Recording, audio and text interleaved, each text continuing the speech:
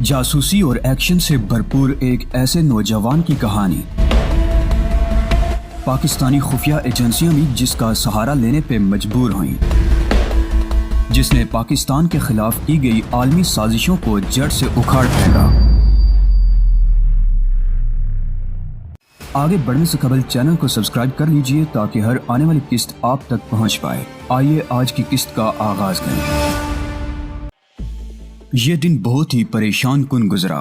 تھوڑی دیر کے بعد میں تیار ہو کر ہوٹل ریونوکا پہنچ گیا اور وہاں جا کر اس بات کی تصدیق ہو گئی کہ کاؤنٹر مینیجر نے جو اطلاع مجھے دی تھی وہ بالکل درست تھی، لیکن پروفیسر شوڈان کا تو ابھی جانے کا ارادہ نہیں تھا۔ ابھی تو اس کی واپسی میں 3-4 دن باقی تھے۔ پھر یہ وقت سے پہلے اور اس طرح بتائے بغیر اور پھر روبیلا ایک ریستوران میں کافی کے گھونٹ لیتے ہوئے میں گزری ہوئی رات پر غور کرتا رہا۔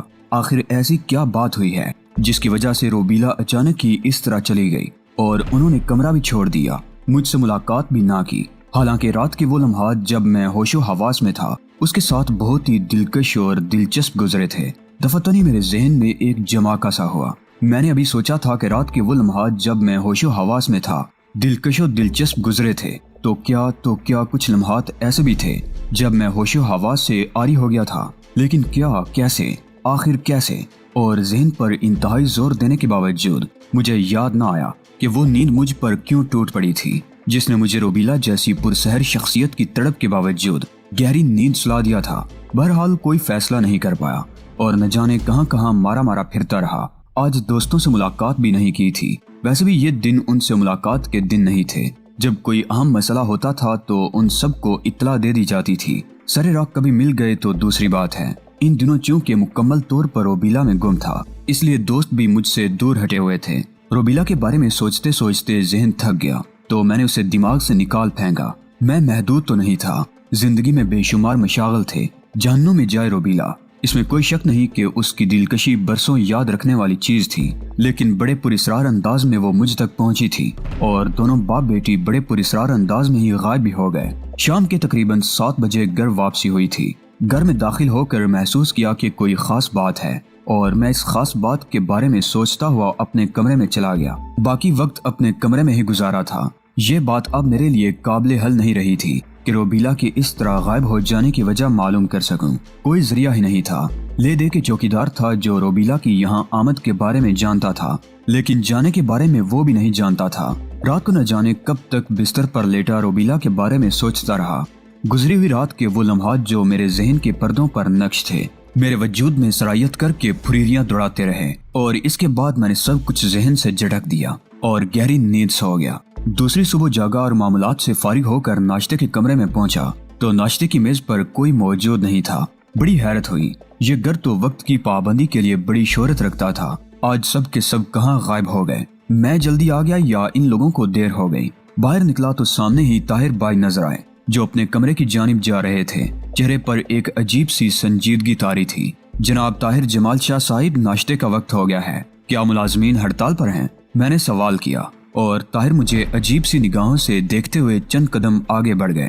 مجھے حیرت ہوئی تھی۔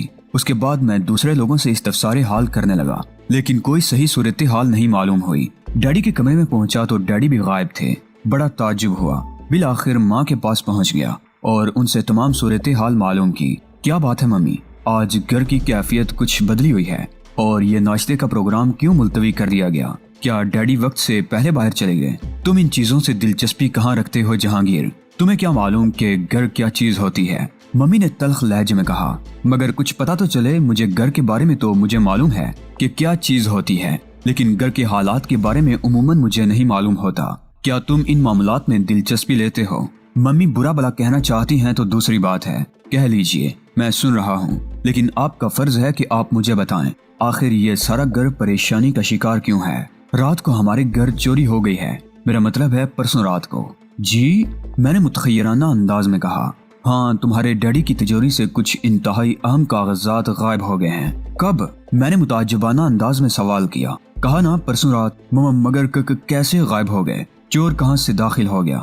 کچھ پتہ نہیں چل رہا، کچھ بھی معلوم نہیں، ممی نے جواب دیا اور پھر بولی، ان کاغذات کی گمشدگی سے تمہارے ڈیڈی کی پوزیشن انتہائی خطرے میں پڑ گئی ہے۔ بہت ہی اہم ترین کاغذات تھے، وہ کل صبح سے پریشان ہیں۔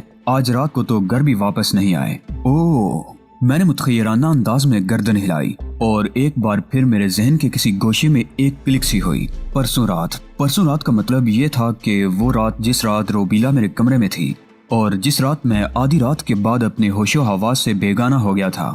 بغیر کسی مقصد کے میرے ذہن میں دھماکے ہونے لگے اور میں گہری سوچوں کا شکار ہو گیا۔ پروفیسر شوڈان جو مجھے ایک کلب میں ملا اور اس نے میری بے لوث مدد کی اور 1,00,000 روپے مجھ پر قربان کر دیے، لیکن اس طرح کہ میں نے اس کے بارے میں جان لیا کہ مجھ پر مہربانی کرنے والا کون شخص ہے، اور اس کے بعد اس نے مجھے اپنے ہوٹل میں مدعو کیا، ہوٹل رینوکا، جس کے ایک کمرے میں اس کی بیٹی روبیلا سے ملاقات ہوئی۔ روبیلا جسے دوسرے دن وہ میرے لیے چھوڑ گیا تھا تاکہ میں اس سے کھل کھیلوں۔ کیا یہ ساری چیزیں ایک ہی سلسلے کی کڑیاں نہیں تھی؟ اور اب نہ جانے کیوں میرا ذہن اس بات پر پوری طرح یقین کر رہا تھا کہ اس چوری میں روبیلا کا ہاتھ ضرور ہے۔ اوہ مائی گاڈ، اس کا مطلب ہے کہ یہ ایک گہری سازش تھی۔ مجھے اس سازش کے تحت پھانسا گیا اور پروفیسر شوڈان نے مجھے اپنی طرف متوجہ کیا اور مجھ پر ایک احسان کر کے مجھے اپنا گرویدہ بنا لیا۔ وہ جانتا تھا کہ میں کون ہوں، اور اس کے بعد اس نے روبیلا کو میرے پیچھے لگا دیا، اور روبیلا کی وہ آرزو، وہ خواہش کہ وہ میری قربت کی پہلی رات میری کوٹھی میں میرے کمرے میں گزارے گی اور اس کو اس طرح چوری چھپے یہاں لانا، سب کچھ ایک چین معلوم تھا اور ہر کڑی ملتی جا رہی تھی۔ اور اب اس بات میں کوئی شک و شبہ نہیں تھا کہ کسی پراسرار طریقے سے آدھی رات کے بعد مجھے بے ہوش کر دیا گیا تھا۔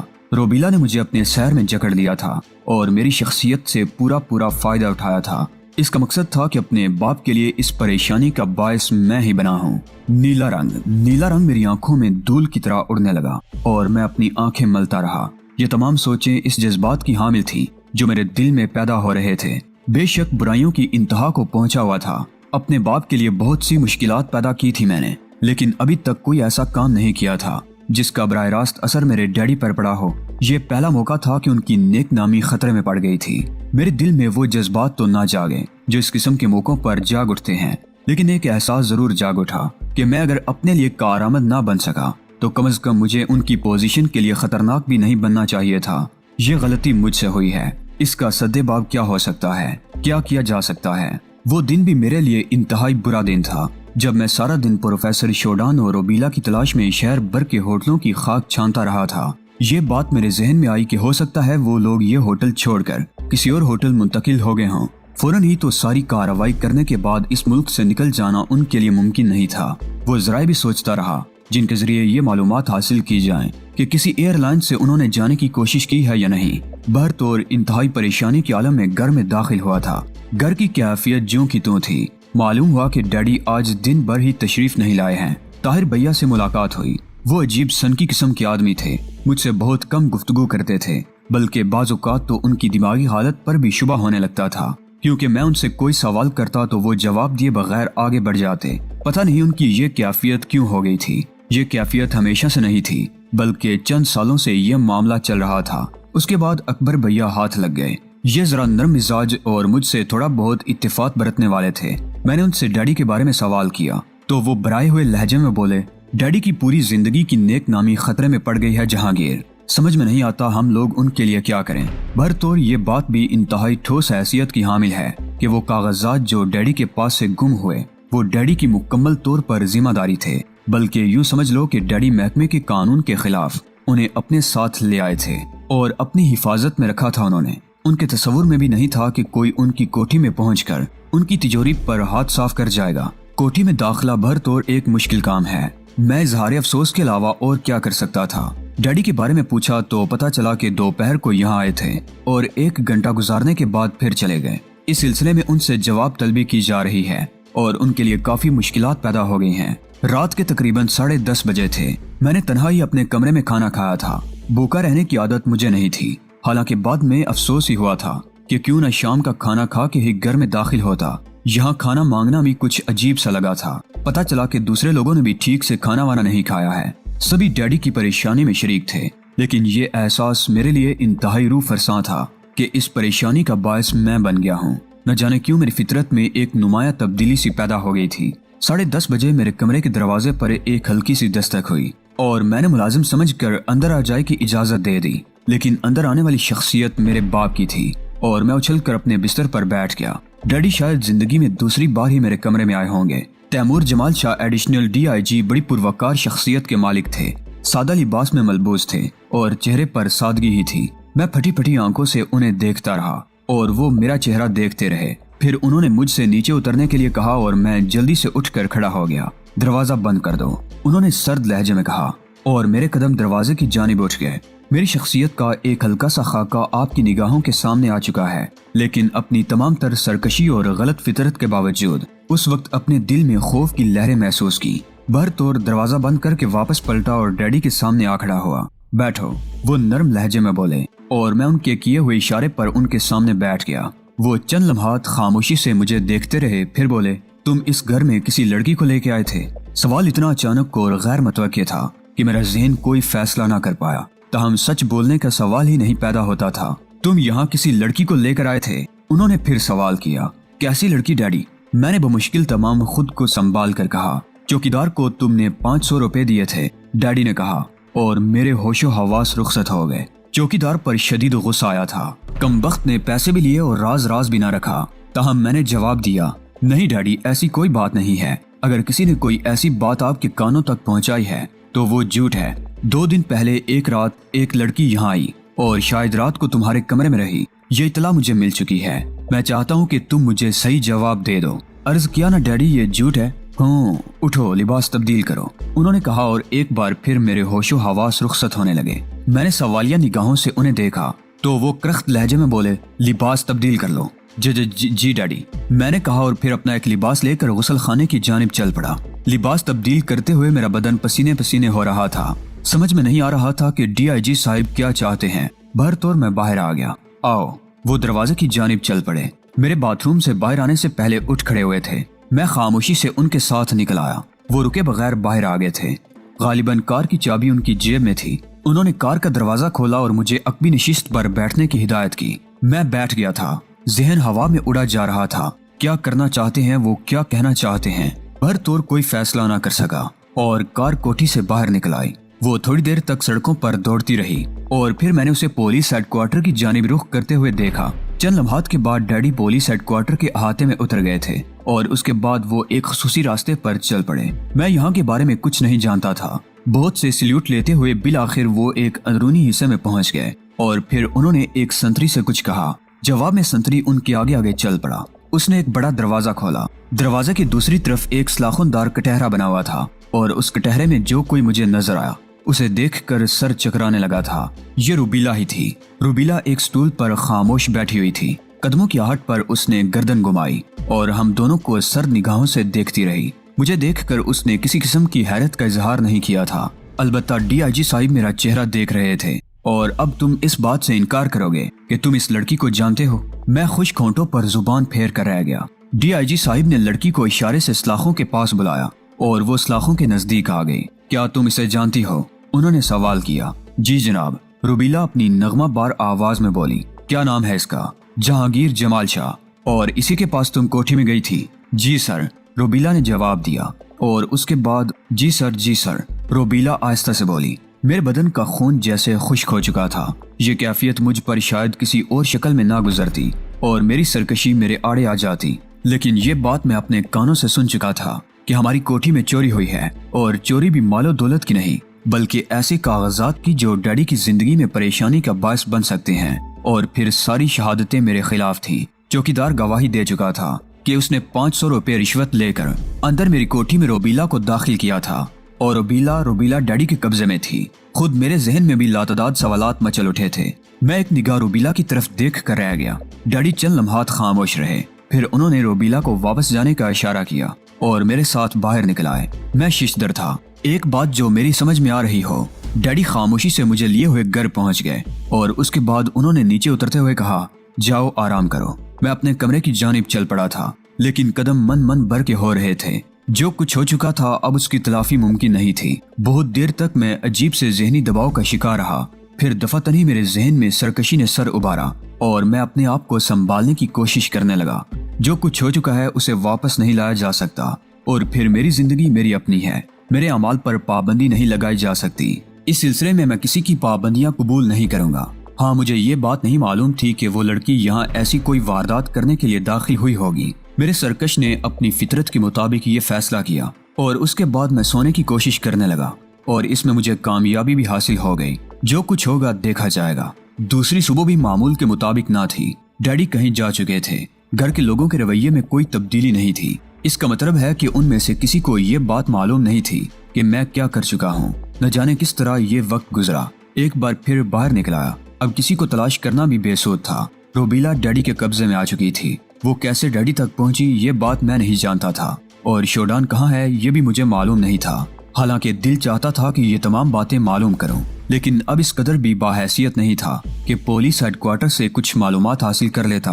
کوئی بات سمجھ میں نہیں آ رہی تھی۔ بہرحال پورا دن آوارہ گردی کرتا رہا۔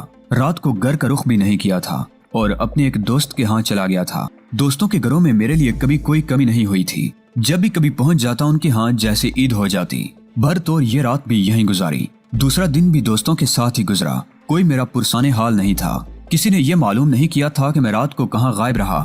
دوسرا دن بھی اسی طرح گزرا اور تیسرے دن پھر کوٹھی کی جانب چل پڑا۔ اب میرے دل میں شرمندگی کا کوئی احساس باقی نہیں رہا تھا، بلکہ میں یہ سوچتا رہا تھا کہ میری اس شخصیت کی تکمیل میں میرے اہل خاندان کا بھی تو ہاتھ ہے۔ میں 2 دن سے گھر سے غائب ہوں، لیکن میرے بارے میں کسی نے معلومات حاصل کرنے کی کوشش نہیں کی۔ عموماً ایسا ہوتا رہتا ہے اور مجھ سے زیادہ باز پرس نہیں کی جاتی، یہاں تک کہ میری والدہ تک اس سلسلے میں مجھ سے کوئی سوال نہیں کرتی تھی۔ جہاں دل چاہا رات بسر کی، کوئی پرسانے حال ہی نہیں تھا۔ ایسے اوقات میں ذہن پر بوجھ سوار نہ ہوتا تو کیا ہوتا۔ بھر طور گھر واپس آ گیا تھا۔ گھر کے معاملات میں شرکت کرنے لگا۔ ڈیڈی نارمل تھے۔ باقی لوگوں میں بھی کوئی خاص تبدیلی نہیں دیکھی میں نے، اور اس کے بعد معمول کے مطابق اپنا وقت گزارنے لگا۔ مجھے نہیں پتا چل سکا تھا کہ روبیلا کا کیا حال ہے اور میرے بارے میں ڈیڈی کے کیا تاثرات ہیں۔ پھر تقریباً 3-4 دن اسی انداز میں گزر گئے۔ ڈیڈی اپنے دفتر جاتے تھے، واپس آ جاتے تھے۔ کوئی ایسا اظہار انہوں نے اپنے چہرے سے نہ ہونے دیا تھا جس سے میں کوئی نتیجہ اخذ کرتا۔ میری پریشانی عروج پر پہنچ رہی تھی۔ روبیلا کے بارے میں نہ جانے کیوں دل میں ایک قرید سی رہتی تھی۔ کم از کم یہ تو معلوم کر لوں کہ اس کا حشر کیا ہوا، وہ کاغذات مل گئے یا نہیں جن کے لیے ڈیڈی پریشان تھے۔ ویسے ڈیڈی کی کیفیت بتاتی تھی کہ اب وہ بہت زیادہ تشویش کا شکار نہیں ہے۔ 7واں دن بالآخر میری زندگی کا وہ اہم ترین دن تھا جب میری ذات کے لیے کچھ فیصلے خود بخود ہی ہو گئے۔ شام کو تقریباً 6:30 بجے جب ہم چائے سے فارغ ہوئے تو ڈیڈی نے مجھے اپنے ساتھ آنے کا اشارہ کیا اور مجھے صورتحال کچھ گڑبڑ محسوس ہوئی۔ ڈیڈی مجھے اپنے کمرے میں لے گئے اور ایک سمت بیٹھنے کا اشارہ کیا۔ میں خاموشی سے بیٹھ گیا تھا۔ تب ان کی آواز ابھری، اس واقعے کے بعد جہانگیر جمال شاہ، میں نے تمہارے بارے میں چھان بین کی ہے۔ کاش میں تمہیں اپنا بیٹا سمجھ کر نظر انداز نہ کرتا۔ قصور میرا ہے، صرف میرا۔ تم جہانگیر میرے دونوں بیٹوں کے برعکس بہت گندی اور گھناؤنی طبیعت کے مالک نکلے۔ دراصل میں نے زندگی بھر نیک نامی کمانے کے لیے اپنے آپ کو وقف رکھا اور میرا یہ ایمان پختہ رہا کہ میری اولاد بھی میری ہی طرح دنیا کے لیے بے ضرر رہیں گے، کیونکہ ان کے خون میں محنت کی کمائی گردش کر رہی ہے، اور یقینی طور پر میرا خون بھی۔ میں نہیں جانتا تھا کہ میرے خون میں یہ گندے اور ناپاک جراثیم کہاں سے داخل ہو گئے کہ تم جیسا شیطان وجود میں آیا۔ خیر، میں گالیاں دینے یا غلط الفاظ استعمال کرنے سے گریز کرتا ہوں اور اس میں کوئی دلچسپی نہیں رکھتا۔ تم یوں سمجھ لو کہ میرا تعلق محکمہ پولیس سے ہے اور ہمارا کام جرائم پیشہ افراد اور بد کردار لوگوں کے بارے میں تفصیلات معلوم کرنا ہے۔ چنانچہ جب میں نے تمہاری جانب توجہ دی تو مجھے یہ سب کچھ معلوم کرنے میں کوئی دقت نہ ہوئی اور اس کی تصدیق گھر سے بھی ہو گئی۔ تمہارے بھائی بھی تمہارے کردار کے بارے میں تھوڑی بہت تفصیلات جانتے ہیں۔ میں اسے 100% اپنی کوتاہی سمجھتا ہوں کہ تم یہ سب کچھ ہونے کے باوجود اس چھت کے نیچے موجود رہے، اور اس کی بنیادی وجہ یہی تھی کہ میں نے اپنے گھر پر اندھا اعتماد کیا تھا۔ تمہارے بارے میں مجھے یہ سب کچھ معلوم ہو چکا ہے کہ تم انتہائی بد کردار اور شاطر شخص ہو۔ میرے نام پر لوگوں سے رشوتیں وصول کرتے رہے ہو، اوباشی اور عیاشی میں بے مثال رہے ہو، یہاں تک کہ تمہارے ذریعے میرے منہ پر یہ کالک مل گئی اور اب میرے پاس اپنی گلو خلاصی کا کوئی ذریعہ نہیں ہے۔ میں نہیں جانتا کہ میری عمر بھر کی محنت کا کیا صلہ ملے گا مجھے۔ یہ معاملہ آگے بڑھ چکا ہے۔ خیر، تقدیر کے اس فیصلے کو میں جس شکل میں بھی ہوا قبول کر لوں گا۔ تم نے میرے چہرے پر جو کالک ملی ہے اسے صاف کرنے کا کوئی ذریعہ میرے پاس نہیں ہے، لیکن تمہارے اس تحفے کو میں نے بہت خوش ہو کر قبول کیا تھا۔ اب یا تو یہ کالک میرے چہرے سے صاف کر دو یا پھر اپنے اس بدنما وجود کو میری پیشانی سے مٹا دو اور یہاں سے اتنی دور چلے جاؤ کہ تمہارا تصور بھی یہاں تک نہ پہنچ سکے۔ میں تمہیں آگ بھی کر سکتا ہوں اور اس کے بارے میں اشتہار بھی دے سکتا ہوں، لیکن ان حماقتوں کا قائل نہیں ہوں۔ میں تم سے ایک پروقار سمجھوتا چاہتا ہوں۔ خود کو میرے خاندان سے اتنی دور لے جاؤ کہ لوگ تمہارا نام بھی بھول جائیں اور اگر تم نے اس کے خلاف کیا جہانگیر تو پھر یوں سمجھ لو کہ تمہارے ان تمام جرائم کی تفتیش میری ذمہ داری ہوگی، اور اس کے بعد میں تمہیں ایک بدترین مجرم کی حیثیت سے خود قانون کے حوالے کر دوں گا۔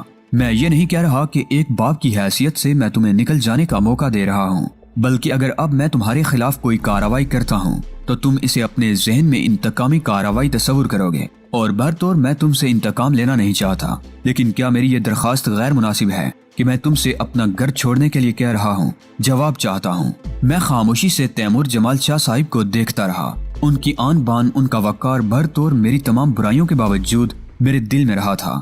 وہ میرے باپ تھے، اور اس میں بھی کوئی شک نہیں کہ جو کچھ ہوا تھا میری وجہ سے ہوا تھا۔ اب اس میں کسی قسم کا سوال و جواب کرنا میرے لیے مناسب نہیں تھا۔ گھر چھوڑنے کا تصور بہت روح فرساں تھا، لیکن جس ٹھوس لہجے میں تیمور جمال صاحب نے ایک ایسی بات کہی تھی جو سچائی پر مبنی تھی، اس کے بعد میرا یہاں رکنا بے معنی تھا۔ میں نے آہستہ سے کہا، میں آپ سے کوئی رعایت نہیں چاہتا ڈیڈی، اور اس میں کوئی شک نہیں ہے کہ آپ کی تحقیق بھی بالکل درست ہے۔ میرے اندر یہ تمام برائیاں موجود ہیں۔ آپ کا حکم سر آنکھوں پر، آپ کی ہدایت پر گھر چھوڑ رہا ہوں، اور مجھے اس بات کا بہت افسوس ہے۔